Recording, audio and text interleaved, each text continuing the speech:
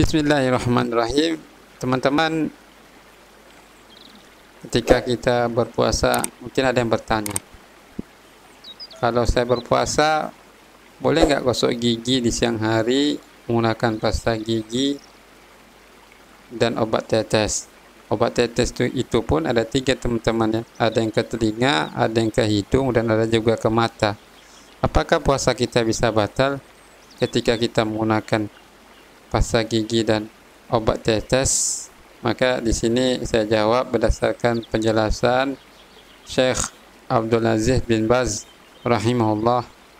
Beliau mengatakan bahwasanya adapun kita menggosok gigi ya teman-teman, menggunakan pasta gigi ini tidak membatalkan puasa.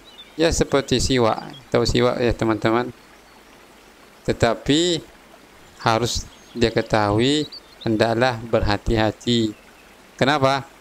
Tujuannya itu jangan sampai masuk pasta tersebut ke dalam tenggorokan.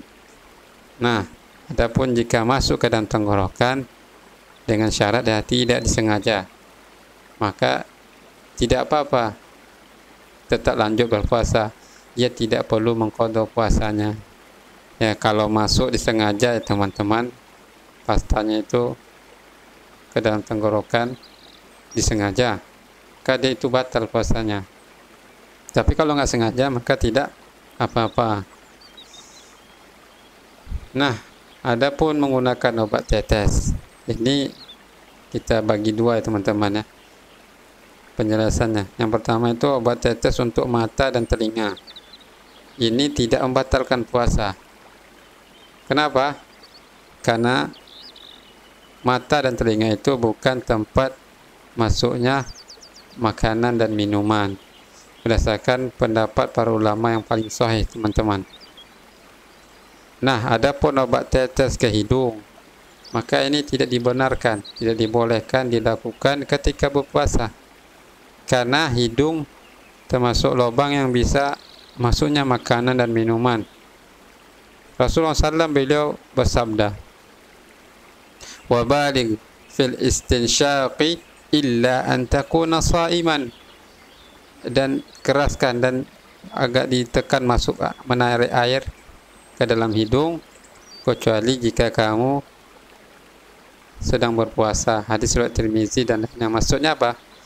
Ketika kita berwuduk teman-teman ya, pada hari biasanya selain berpuasa itu sunnah itu air yang dimasukkan ke hidung itu agak ditekankan, agak ditarik gitu ya, supaya lebih maksimal pembersihan hidung.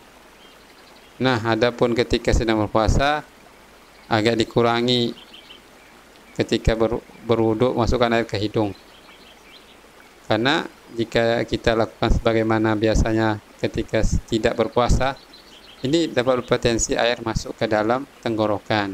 Tapi kita garis bawahi lagi teman-teman, jika tidak disengaja maka tidak apa-apa. Namun kami menyarankan, kami memerintahkan kita untuk tidak melakukannya ketika sedang berpuasa. Itu sunnahnya teman-teman ya. Nah, adapun obat tetes itu teman-teman, jika dimasukkan juga ke hidung karena memang hajat kebutuhan, maka dia harus mengqadha puasanya berdasarkan hadis yang kita jelaskan barusan teman-teman.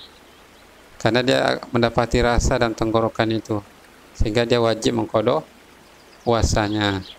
Jadi kalau misalnya tidak terlalu penting, tidak terlalu dibutuhkan, maka kita hindari memasukkan obat tetes ke dalam hidung. Oke teman-teman, semoga ini bermanfaat. Wassalamualaikum warahmatullahi wabarakatuh.